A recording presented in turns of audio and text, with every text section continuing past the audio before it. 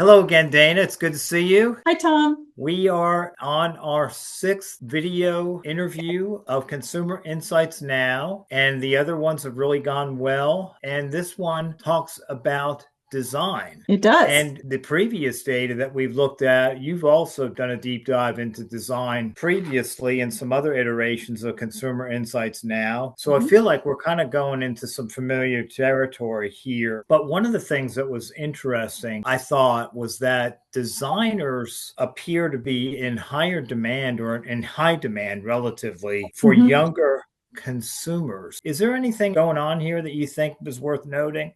Yeah. And we've seen that over the last couple reports. So overall, 6% of furniture shoppers say they plan to use a designer, right? Yeah. 13% say they might. But you're right that the share of those who say they will does skew a little bit younger.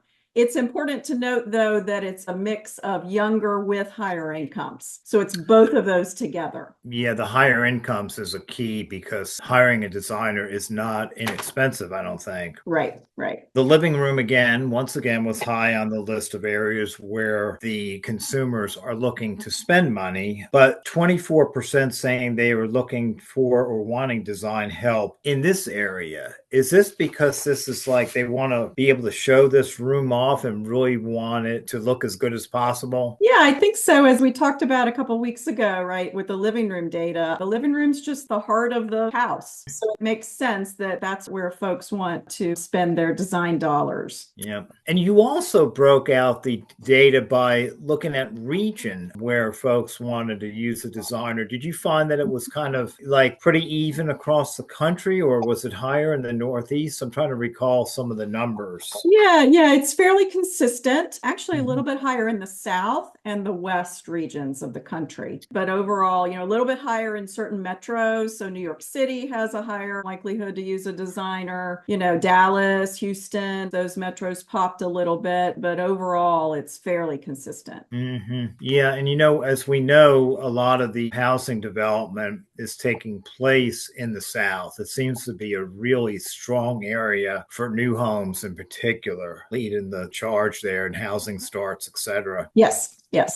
So that probably explains some of the increase or the higher numbers there. Area rugs being one of the most popular item or accent for the living room in terms of decor. That's sort of a cash and carry item, that and other accent items. So I guess those are things that I guess the data is showing people don't need to spend as much on, perhaps. But the area rug, it's so critical. And I think, if you think about it in design terms, it just gives that instant pop of color to the room. Mhm. And there are also some comfort aspects with an area rug. So it feels good and looks good. Yeah. It's an interesting and very important item to the home furnishings industry. Yeah, and I think people do like to see that pop of color, the patterns, the weave of the rug, the texture of it in store. And that seems to be a popular venue for people to buy this particular category. But, I think online seems to be catching on too. And I'm curious if more people will start to buy more rugs or things like that online in the future. Mhm. Probably, right? We've seen the online tick up over the last couple years, but you're right. 6 out of 10 say they plan to buy the area rug in store. And those that are more likely to buy in store are a little bit older generations. So the baby boomers, Gen X, and the older millennials,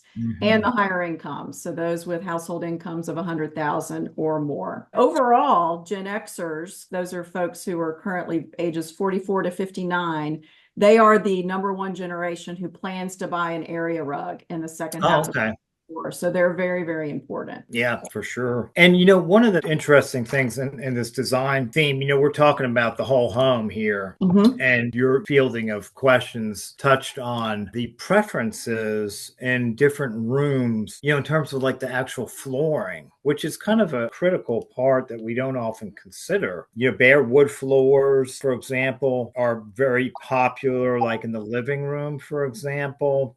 Mhm. Rugs and carpets seem to be the most popular in the bedroom, maybe more carpeting in the bedroom, for example. Were there any surprises to you looking at these numbers? You're absolutely right. So, differences between the living room and the primary bedroom as far as floor covering and preferences. The wall to wall carpet is number one one in the bedroom, in the primary Yep. bedroom. Probably some comfort factors and reasons are there as well, followed by the area rug and then bare floors. Whereas in the living Mhm. room, the area rug was number one and then the bare floors. So slightly different preferences there. Yeah, interesting. And neutrals, looking at like kind of wall color, wall paints, and things like that, are most popular, it seems, in the living room versus like wallpaper, for example. You got into this level of detail, which I thought was interesting. Yeah, so as far as the living room, 7 out of 10 prefer neutral colors, and 93% want painted walls. So you kind of Yeah. couple that together, and it says to me that they're really looking for other items to provide color. And the area rug is one of those. Yeah, for sure, for sure. And was there any data, I try to remember back here, in terms of like what type of wall coverings, are people preferring painted walls in the bedrooms or wallpaper? I can't remember what the data showed Yep. there. Yeah, in the bedroom, paint's number one as well, with Yeah. 9 out of 10 preferring that, 11% preferring wallpaper in the bedroom. So higher percentage for wallpaper in the bedroom over the living room. Interesting though, with the wallpaper, it was the younger generations who seemed to be more into that. So the Gen X and younger millennials, as well as those living in the Northeast. I saw that trend in the data. So preferences towards wallpaper with those groups. Yeah, and that was really surprising to me too. I was just getting to our last question here. And,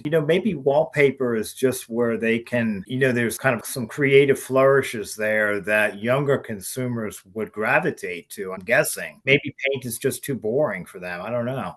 Perhaps. Let's interview a designer in the Northeast in particular and ask. But yeah, it's a great question.